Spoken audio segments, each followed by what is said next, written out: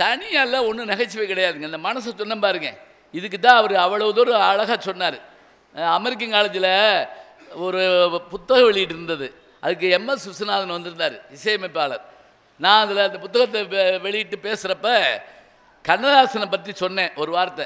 மற்ற கவிஞர்களுக்கு கண்ணதாசனுக்கு என்ன வித்தியாசம் தெரிஞ்சு வச்சுக்கோங்க. அவருடைய வாழ்க்கையில் 1000 கஷ்டப்பட்டிருக்காரு. அந்த கஷ்டத்தை அவர் பாட்டா தர்றப்ப நம்மளை ரசிக்க வைப்பார். இப்போ சில பேர் கஷ்டத்தை சொல்லி கொள்ளுவாங்க. சொன்னார்ல ஐயா எப்படி அழகாக சொன்னாங்கன்னு. கடையை மூட போகிறாங்க, அதை மூட போகிறாங்க, இது இப்படி போகிறாங்க, அப்படி போகிறாங்க, இப்படிலாம் சொல்லுவார்ல. அவர் தன்னுடைய கஷ்டத்தை சொல்கிறப்ப அப்படியே ரசிக்க வைப்பார். எப்படி அப்படின்னு கேட்டால், இப்போ பறவைகள் நீங்கள் பார்த்தீங்கன்னா குஞ்சு பொறிச்ச பிறகு அந்த பறவைகள் அந்த குஞ்சை அப்படி பாதுகாக்கும். அதுலேயும் கோழி 21 நாள் அழகாக்குற கோழி இருக்கே, அது நம்ம தாங்க சோறு போடுவோம், நம்மளை கொத்த வரும், அது குஞ்சை தூக்கிடுவோமா, அதுக்கு நம்மளே வைவோம், உன்னை குழம்பு வச்சா தான் சரியாக வரும் அப்படி சொல்லிக்கிட்டே இருப்போம். அடைக்கோழி தான் நல்லா இருக்கும் பாக்கி சில பேர், அது வேற. இப்போ வெடக்கோழி அடைக்கோழின்னா குஞ்சோடு இருக்குது. ஒரு வழியாக அந்த குஞ்சு பெருசாகி கழுகிட்டு இருந்து பாதுகாத்து எல்லாம் பண்ணுங்க. ஆனால் அது வளர்ந்துருச்சுன்னு வச்சுக்கோங்க, கொத்தி விரட்டி விட்டுரும். பறவை எல்லாம் கூட என்ன செய்ய மாட்டேங்குது, பிரிஞ்சு போனால் கவலைப்பட மாட்டேங்குது. மனுஷன் மட்டும் ஏன் கவலைப்படுறான்? இதுக்கு அவர் ஒரு கேள்வி கேட்குறாருங்க. எப்படி? பெட்டை கோழிக்கு கட்டுச்சேவலை கட்டி வைத்தவன் யாரடா? பெட்டை கோழிக்கு கட்டுச்சேவலை கட்டி வைத்தவன் யாரடா? அவை 8 குஞ்சுகள் பெற்றெடுத்த பின் சோறு போட்டவன் யாரடா? வளர்ந்த குஞ்சுகள் பிரிந்த போதிலும் வருந்தவில்லையே தாயடா. மனித சாதியின் துயரம் யாவுமே மனதினால் வந்த நோயடா. நம்ம ஏண்டா பிரிஞ்சு போனால் அழுகிறோம்னா, மனித சாதியின் துயரம் யாவுமே மனதினால் வந்த. இதை நான் சொல்லி முடிச்சோன்னேங்க, அங்கே உட்காந்துருந்த MS விஸ்வநாதன் எந்திரிச்சு இப்படி மேலே பார்த்து கண்ணீர் விடுறாருங்க. நான் அப்புறம் அவர்கிட்ட போய் கேட்டேன், ஐயா நீங்கள் தானே ஐயா இசையமைச்சிங்க பழனிங்கிற படத்துக்கு இந்த பாட்டை, நீங்களே கண்ணீர் விடுறீங்களேன்னு. அவர் சொல்கிறார், இல்லை தம்பி, நான் அதுக்காக அழுகலை. அவர் சொன்ன உடனே, நீங்கள் சொன்ன உடனே நான் எனக்கு கண்ணாசம் உள்ளே வந்துட்டார். இந்த பாட்டுக்கு இசையமைக்கிறப்ப நாங்கள் என்ன விடல் இருந்தால் தெரியுமா? என்னை விடுங்க, கவிஞர் எந்த சூழலில் இருந்தால் தெரியுங்களா? அவர் சொத்தெல்லாம் ஜப்தி பண்ணி விட்டாங்க. ஜப்தி பண்ணி கோர்ட் ஆர்டர் அமீனா நிற்கிது. அந்நேரம் பாட்டு எழுத கூப்பிட்டு வர்றாங்க. கூப்பிட்டு வந்தவுடனே உட்காந்துருக்காரு கவிஞர். என்ன சிச்சுவேஷன்னு கேட்டாராம், சூழல் என்னன்னு கேட்டாராம். உடனே அவங்க சொன்னாங்களாம், ஒருத்தர் நல்லவன், அவனை எல்லாரும் ஏமாத்திடுறாங்க, அண்ணன் தம்பி கூட கைவிட்டுறாங்க, இதுக்கு பாட்டு எழுதணும். இது என்ன பாட்டாடாது, இது என்ன சூழ்நிலையா, ஏன் வாழ்க்கடா, அண்ணன் என்னடா தம்பி என்னடா, அவசரமான உலகத்திலே ஆசை கொள்வதில் அர்த்தம் என்னடா, காசு இல்லாதவன் குடும்பத்திலே வாழும் போதிலே கூட்டம் கூட்டமாய் வந்து சேர்கிறார் பாரடா, வறண்ட வீட்டிலே உடைந்த பானையை மதித்து வந்தவன் யாரடா. அதில் தான் இந்த வரி வருது, பெட்டை கோழிக்கு கட்டுச்சேவலை கட்டி வைத்தவன் யாரடா, அவை 8 குஞ்சுகள் பெற்றெடுத்த பின் சோறு போட்டவன் யாரடா, வளர்ந்த குஞ்சுகள் பிரிந்த போதிலும் வருந்தவில்லையே தாயடா, மனித சாதியின் துயரம் யாவுமே மனதினால் வந்த நோயடா. மனசுங்கிற ஒரு விஷயத்தை குதூகலமாக்குவதற்கு எவ்வளவு பாடுபட வேண்டியிருக்கு. ஒரு வினாடி நேரத்துக்குள்ளே அதைத்தான் அழகாக சொன்னாங்க. இது சந்தோஷப்படணும். ஒரு மெட்ராஸில் டாக்டர் சொக்கலிங்கம் கார்டியாலஜிஸ்ட் ஐயாவுக்குலாம் தெரியும். அவர் வந்தவுடனே கூட்டத்தை பார்த்து கேட்பாருங்க, வெற்றி அடைவது மகிழ்ச்சியா அப்படிம்பாரு. எல்லாரும் உடனே ஆமாம் ஆமாம் அப்படிம்பாங்க, இல்லைன்றுவார். அப்புறம் அப்படின்னு கேட்பாங்க.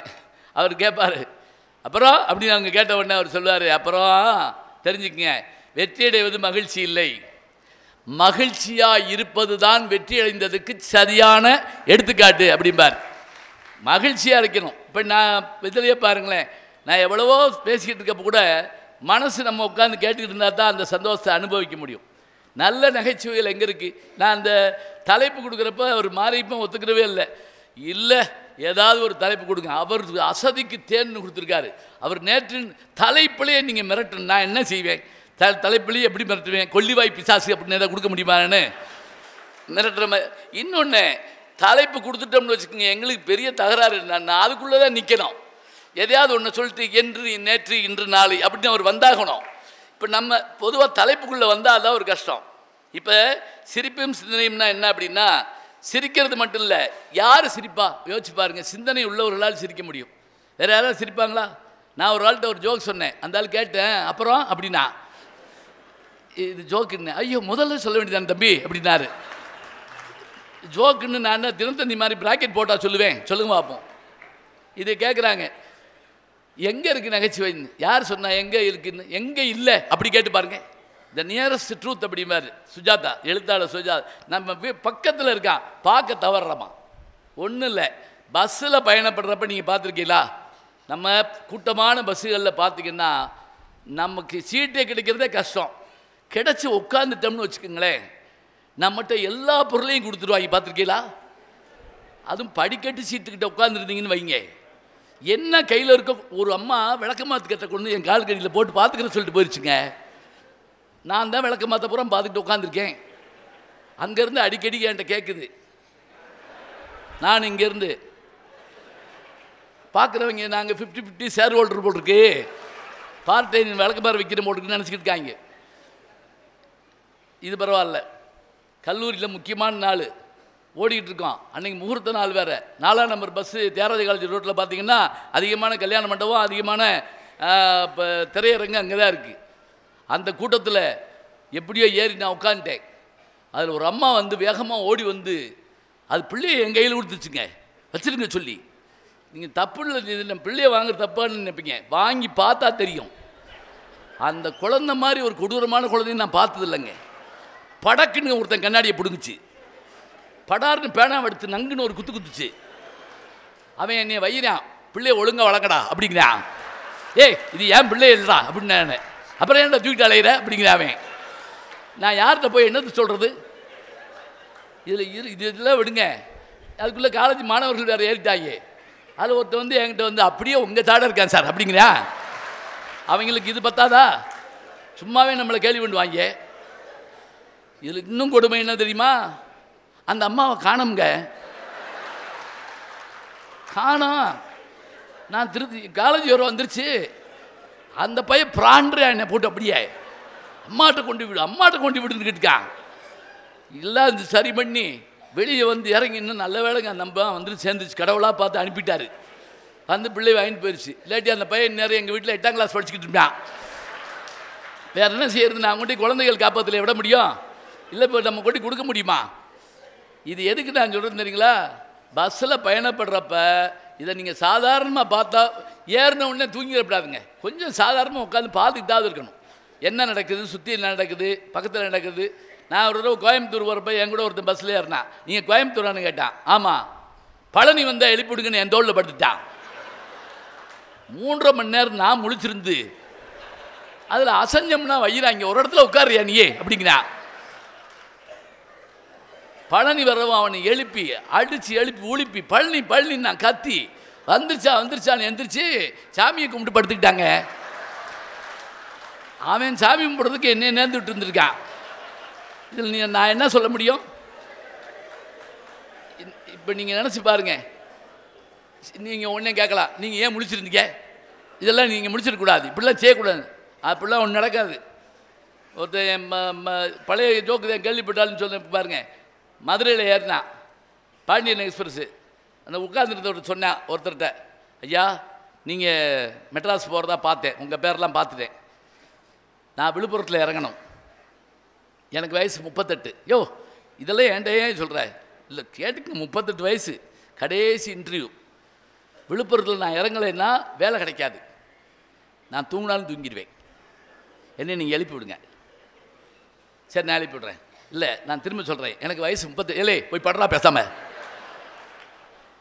அவன் திரும்பி வந்து, ஒருவேளை நான் இறங்கலேன்னு வச்சுக்கோங்க, அதுக்காக நீங்கள் கவலைப்படக்கூடாது, என் சட்டையை பிடிச்சி இழுத்து வெளியே தள்ளி விட்டுடுறோம், என் பெட்டியை தூக்கி போட்டுடணும். வயசு 38, நீ போய் படுப்போ போ. எந்திரிச்சு பார்க்குறான், மெட்ராஸுங்க. எந்திரிச்சு கத்திட்டா, அட பாவி சண்டாளா, 38 வயசுன்னு 38 தடவை சொன்னேன்ல, கேட்டியா?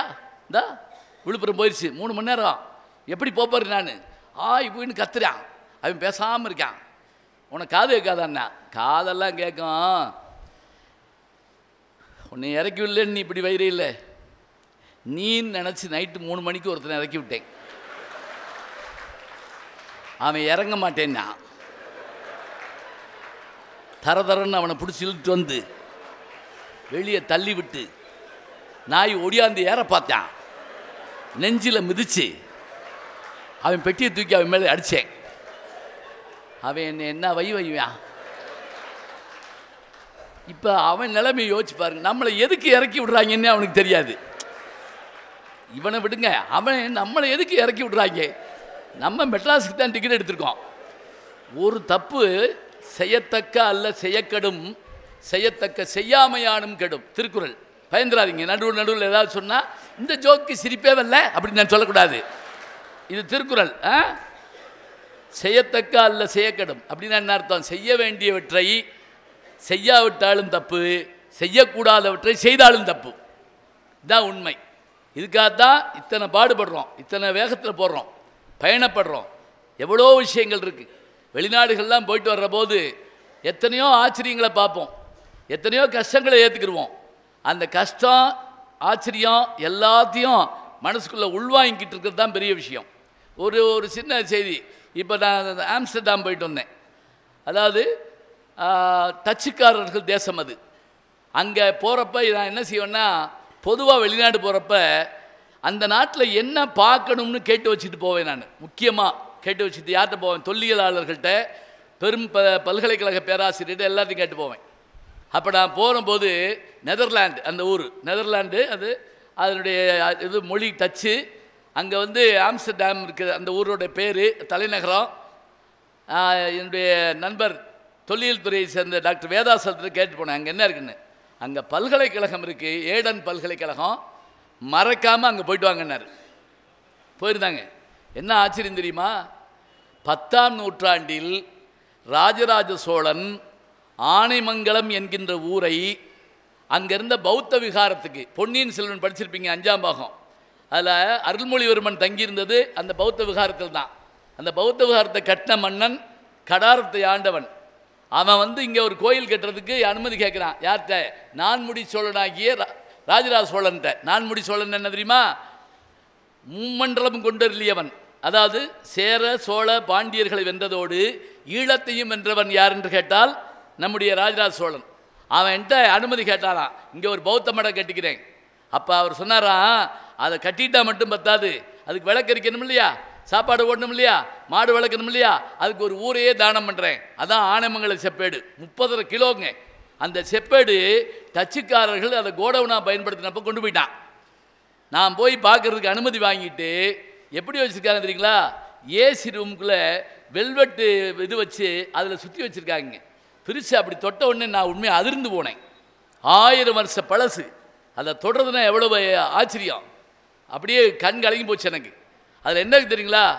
இந்த பௌத்த ஆலயத்தை பாதுகாப்பதற்கு இந்த ஆனைமங்கலமாகிய ஊர், நான் இது சொல்லுவோம்ல, கிழக்க இந்த வீடு, வடக்க அந்த வீடு, 4 மால் அப்படி சொல்லுவோம்ல, அந்த 4 மாலை 30 கிலோ செப்பேட்டில் எழுதியிருக்காங்க. எனக்கு பெரிய சந்தோஷம் என்ன தெரியுங்களா? இது அப்படியே நம்ம ஊருக்கு கொண்டு வந்தேன் அப்படின்னு கேட்டேன். என் கூட இருந்தவர் சொன்னார், வேண்டாம் உருக்கிடுவாங்க நம்ம ஊரில். தாமரத்தை நம்ம ஆளுக்கு இதுதான் முக்கியமான வேலையாக பார்த்துக்கிட்டு இருக்கான், அதனால் வேண்டாம் அப்படின்ட்டார். இருக்கட்டும். இது நான் எதுக்கு சொல்கிறேன் தெரியுங்களா?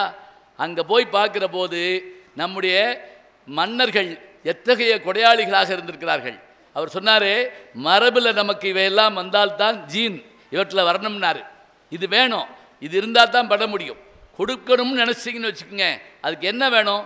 என்ன கொடுப்பான், எவை கொடுப்பான் இவர்கள் இன்னும் முன்னே பொன்னும் கொடுப்பான், பொருளும் கொடுப்பான், போதாது என்றாலும் இன்னும் கொடுப்பான், இவையும் குறைவென்றால் எங்கள் கர்ணன். கொடுக்குறப்ப எப்படி கொடுக்கணும் தெரியுமா? தாய்மார்கள் இருக்கீங்க, சாப்பாடு ஓடுறப்ப சில பேர் சோறு போட்டு சாம்பார் அங்கே போய் வாங்கிக்கோ அப்படிம்பாங்க, குழம்பு அங்கே போய் வாங்கிக்கோ, காய அப்படி கொடுக்கக்கூடாதான். நம்ம வீட்டில் ஒருத்தன் பிச்சை வாங்கிட்டான்னா அவன் அடுத்த வீட்டுக்கு போய் சாப்பாட்டுக்கு போகக்கூடாதாங்க. அவ்வளவு வேண்டிய விஷயத்தை பூரா நம்ம அவனுக்கு கொடுத்துடணுமா.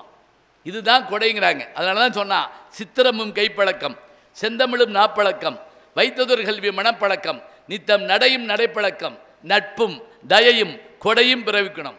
4 பழகுனா வந்துருமா, 3 பாரம்பரியத்தில் வருமா, 7 சொல்கிறாங்க ஒரு பாட்டுக்குள்ளே. பழகுனா வர்றது எது?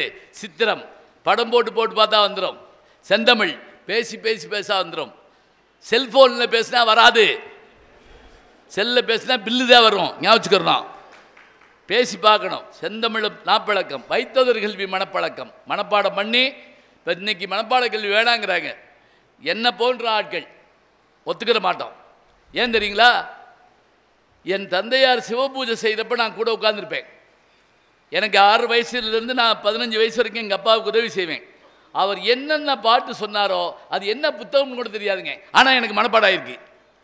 அது இருப்பதால் நான் மேடைகள் சமாளிக்கிறேன், இல்லைன்னா முடியாது. செந்தமிழ் நாப்பழக்கம் வைத்தவர்கள் மனப்பழக்கம். இப்போ ராமாயணம் பேச கூப்பிடுறீங்க என்னையே, நான் வந்து என்ன செய்யணும், 10,000 பாட்டையும் நான் திருப்பி சொல்ல வேண்டாங்க.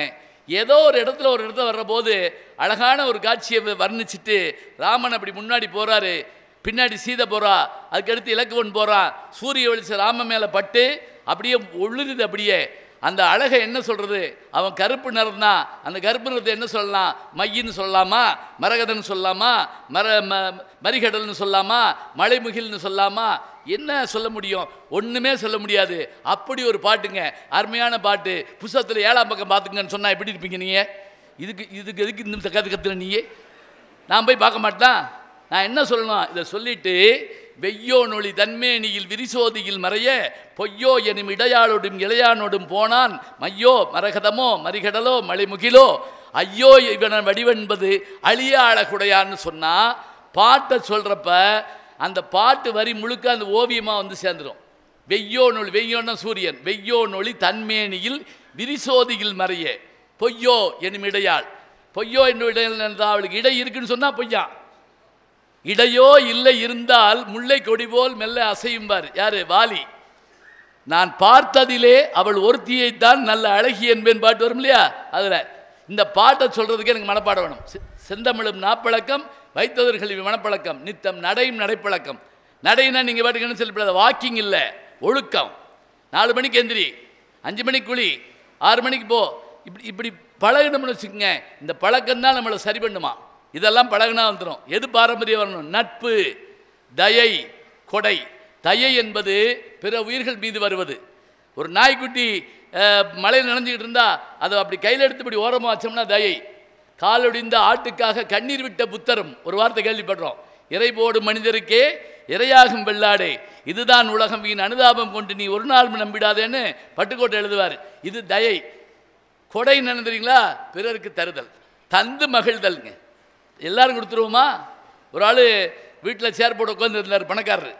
அந்த பக்கமாக போன ஒரு பிச்சைக்காரன் வீட்டை பார்த்தா, அவரை பார்த்தா, ஐயா ஒரு 1 ரூபா கொடுங்க, இல்லை கொஞ்சம் சோறு போடுங்க, கிடையாது. ஒரு கிழிஞ்ச வேட்டி இருந்தால் கொடுங்க, கிடையாது. அப்போ வாங்கியா பிச்சை எடுப்போம் அப்படின்னா, நான் கேட்குற எதுவுமே உன்கிட்ட கிடையாது, நீ எதுக்கு இங்கே உள்ள சேர் போட்டு உட்காந்துருக்க? நானும் அவனும் அதுன்னு ஒரு நாலடியாரில் ஒரு பாட்டு வருதுங்க. ஒரு பிச்சைக்காரன் சொல்கிறான், லே நானும் பணக்காரன் ஒன்று தான்டா, நான் இல்லாமல் அனுபவிக்கல, அவன் இருந்து அனுபவிக்கலடா. நானும் அவனும் அது, இது கடைசி வார்த்தை. இதை வச்சுக்கிட்டு நீங்கள் பாட்டு பார்க்கணும். இப்போ எதுக்கு நான் இதை சொல்கிறேன் தெரியுங்களா? நல்ல விஷயங்களை உள்வாங்கி கொள்வதற்கு இவையெல்லாம் வேணுங்க. வாழ்க்கை இனிமையானது, மகிழ்ச்சியானது, சந்தோஷமானது. தீபாவளியா, அது கொண்டாடுற போது சந்தோஷமாக கொண்டாடணும். வெளியூர் போகிறோமா, மகிழ்ச்சியாக போகணும். இப்போ நான் பார்த்தேன், ஒரு குடும்பம் நிம்மதியாக இருக்கிறதுக்காக போகிறாங்க, போகிறதுலேருந்து சண்டை. ரயில்வே ஸ்டேஷனில் அப்படி சண்டை, நிம்மதியாக இருக்க சண்டை போடுறாங்க. வீட்டை பூட்டினியா அவர் கேட்குறாரு, அந்த அம்மா கேட்குது, கேஸை பூட்டினீங்களா? ஏன்னா அவர் தான் சமையல் இந்த வீட்டில். நாய்க்கு சோறு வச்சியா? வைக்கலை, நான் உன்னை கட்டிருக்கக்கூடாது. உடனே இந்த அம்மா சொல்லுது, நானும் உன்னை கட்டிருக்கக்கூடாது. என்னை மானாமதுரில் கேட்டாங்க, மைசூரில் கேட்டாங்க, மன்னாரூரில் கேட்டாங்க, ராஜபாளையத்தில் கேட்டாங்க. ஒன்று அந்த ஆள் உள்ளூரில் ஒரு வயலும் கேட்கல, நான் தானே கேட்டேன், உடனே நான் கட்டிருக்கப்படாது. அதுக்குள்ளே அந்த பையன், நாங்கள் உங்களுக்கு பிறந்திருக்கவே கூடாது. இவன் எவனாவது நிம்மதியாக இருப்பானா? நினச்சி பாருங்க. எங்க எவ்வளோ பெரிய விஷயங்க. ரசனை என்பது என்ன என்பது நீங்கள் தெரிந்து கொள்ள வேண்டுமென்றால், மனோன்மணியம் சுந்தரம்பிள்ளை அவர்கள் எழுதிய அந்த மனோன்மணியம் நாடகத்தில் நடராஜன் என்ற ஒரு பாத்திரம் வரும். இந்த நடராஜன்கிற பாத்திரத்தை நீங்கள் எப்போவாது அது உரைநடையாக இருப்பதை, செய்யுள் வடிவில் இருக்கிறத உரைநடையாக படித்து பாருங்கள். இன்னும் அழகாக சொன்னால், அந்த மனோன்மணியம் சுந்தரம்பிள்ளையினுடைய மகனுக்கு பேர் நடராஜன். ஏன் தெரியுமா? அவர் அவ்வளவு லயிச்சு போய் அந்த கேரக்டரை வச்சுருப்பார். ஒரு புல்லை பார்த்தா அதோடு பேசுவான், நாங்கூழ் புழுவே நாங்கூழ் புழுவே அப்படின்னு ஒரு சின்ன மண்புழுவை பார்த்து பேசுவான். ரசனை இருக்கணும். சாப்பிட்ற போது ஒவ்வொன்றா எடுத்து, இது நல்லா இருக்குது, இது மண் மாதிரி உட்காந்து திங்கப்படாது. ஒரு அம்மா பக்கத்து வீட்டுக்காரம்கிட்ட கேட்டுச்சு, உங்கள் வீட்டுக்காரர் எதை விரும்பி சாப்பிடுவார்? அது எதை போட்டாலும் திங்கோ. இப்படி ஒரு ஜென்மத்தை பார்த்துருக்கமா? அதுவும் சில பேர் அவ்வளவு ஒன்றாக்கி மேல் நோக்கி எரிவாங்கி பார்த்துருக்கீங்களா? நியூட்டன் விதி அந்த இடத்துல தோற்று போச்சு. ஏன்னா அவர் எல்லாம் கீழ் நோக்கி வரும்னாரு. அதுலேயும் இந்த நீங்கள் கல்யாண வீடுகளில் சாப்பிட போனீங்கன்னு வச்சுக்கோங்க, ஐயோ அது அநியாயம், சில பேர் நம்ம இலைக்கு வந்துருவானோன்னு பயமாக இருக்கும். இப்படி போய் இப்படி வருவாங்க. எல்லை மீறிய பயங்கரவாதம்னு கேள்விப்படுறோம்ல. இதில் எனக்கு ஒரு அனுபவம் என்ன தெரியுங்களா? இப்போ இந்த பஃபேன்னு ஒன்று வந்திருக்கு. யார் கண்டுபிடிச்சான்னு தெரிலங்க. வெள்ளைக்காரன் சாப்பிட்டு போகிறான், நம்மளை கையில் தட்டு தூக்க விட்டு பல இதுகளில் முடிஞ்சோடனே பஃபேருக்கு போய் நான் வீட்டுக்கு போயிடுவேன். ஏன் தெரியுமா? எனக்கு ஒரு மோசமான அனுபவம். நான் பாட்டுக்கு பஃபே வாங்கிட்டு போய் சாப்பிட போகிறேன். ஒருத்தர் ஓடியாந்து, என்ன நீங்கள் எந்திரிச்சு போய் வாங்கிட்டு இருக்கீங்க, you are the chief guest, நீங்கள் சும்மா போகக்கூடாது, அங்கிட்டு போகக்கூடாது, இங்கிட்டு வரக்கூடாது. நான் என்ன செய்யணும் அப்படின்னு கேட்டேன். ஏன்ட்ட கொடுங்க, நான் போய் உங்களுக்கு வாங்கிட்டு வரேன், என்ன வேணும்? ஒன்றும் இல்லை, தயிர் சாதம் போதும் சொல்லிட்டு பேசாமல் போக வேண்டியதானே. பக்கத்தில் இருக்க இன்னொரு தட்டை நீங்களும் கொடுங்க, நீங்களும் கொடுங்க. 3 தட்டை வாங்கிட்டு போயிட்டேங்க. அந்த ஆளு ரொம்ப நேரமாக ஆளை காணோம். திரும்பி வந்து இதில் உங்கள் தட்டு எதுங்கன்னு பாருங்க அப்படின்னா, முதல்ல தெரிஞ்சு தான் நான் குறி போட்டாவது கொடுத்துட்ருப்பேன், குறைஞ்சபட்சம் காரி துப்பியாவது கொடுத்துட்ருப்பேன். இது ஏன் துட்டு ஏன் தட்டுன்னு சொல்லி நான் அப்புறம் எனக்கு வயிறு சரியில்லை, இல்லை நீங்கள் இது எதாவது ஒன்று கூட எடுத்து உங்கள் சாய்ஸு என்ன. இது என் கூட இருக்கவன் திருதுன்னு முழிக்கிறான். ஏன்னா அவன் எப்படி அவன் வாங்கி திம்பான். இவர் உதவி செய்கிற ஆள் எப்படி உதவி செய்யணும்? உதவி செய்கிறதா இருந்தால் ஒரு ஆளுக்கு வாங்கிட்டு வந்து கொடுத்துட்டு போகணுமா? 3 தட்டை மொத்தமாக வாங்கிட்டு வந்து நல்ல வேளை 3ஐயும் போட்டு ஒன்றா பிசைஞ்சு கொண்டு வந்து கொடுக்காம போனான் தின்னுன்னு சொல்லி. நீங்கள் பண்டிதமன் கதிரே செஞ்சிட்டியார் இவளை பற்றி கேள்விப்பட்டிருப்பீங்க. மகா உபாத்தியாய பட்டம் பெற்றவர். அவர் ஒரு முறை அவருடைய மாணவர் வீட்டுக்கு போனாராம். அவர் வந்து எப்படின்னா இதில் பாதிக்கப்பட்டவர், போலியோவில் பாதிக்கப்பட்டவர், நடக்கிறதுக்கு சிரமமாக இருக்குது, அதனால் இந்த இது ஊன்னித்தான் நடப்பார். மாணவர் வீட்டுக்கு போயிருக்காரு. காருக்குள்ளே வந்து மாணவர் வீட்டில் கார் நிற்கிது. மாணவருக்கு சந்தோஷம் தாங்க முடியல. எங்கள் ஐயா வந்துட்டார், எங்கள் ஐயா வந்துட்டாருன்னு ஒடியாந்து அந்த பெட்டியை தூக்குறாரு, அதை தூக்குறாரு. கடைசியில் என்ன பண்ணிட்டாரு? ஐயா ஊண்டிட்டு போகிற கம்பை தூக்கிட்டு உள்ள ஓடிட்டார். அப்படியே ஐயா உட்காந்தே இருந்திருக்காரு. இவர் ஏன் உள்ளே இல்லை, நான் என்ன தப்புன்ட்டேன், நான் ஒன்றும் இல்லை, கம்பை கொண்டு வா, அது இருந்தால் தான் நான் உள்ளே வர முடியும். எதுக்கு தெரியுங்களா? அன்பின் காரணமாக நான் என்ன செய்கிறோம்னே தெரியாமல் செய்வோங்க. விதுரனுடைய மாளிகைக்கு வந்த கிருஷ்ண பரமாத்மாவுக்கு பழத்தை பூரா உரித்து பழத்தை கீழே போட்டு தோளை கொடுத்துட்டே இருந்தானா. அதை வாங்கி அவர் சாப்பிட்டே இருந்தானா. யார் சார்? கிருஷ்ண பரமாத்மா. ஏன் தெரியுங்களா? அன்பின் காரணமாக என்ன செய்யணும்னு நம்ம செய்யாமல் செய்வோம். அப்படி செஞ்சாலும் கூட அங்கு நிலையாக இருப்பது அன்பு தான் அப்படின்னு ஒரு விஷயத்தை பார்க்குறோம். எவ்வளவோ விஷயங்கள் இருக்குங்க, பேசுகிறதா இருந்தால் பேசிக்கிட்டே இருக்கலாம். நேரம் ஒவ்வொருத்தருக்கும் கொடுக்கப்பட்ட நேரத்தை சரியாக பயன்படுத்தணும். 2 அற்புதமான இமயங்கள் பேசினார்கள்.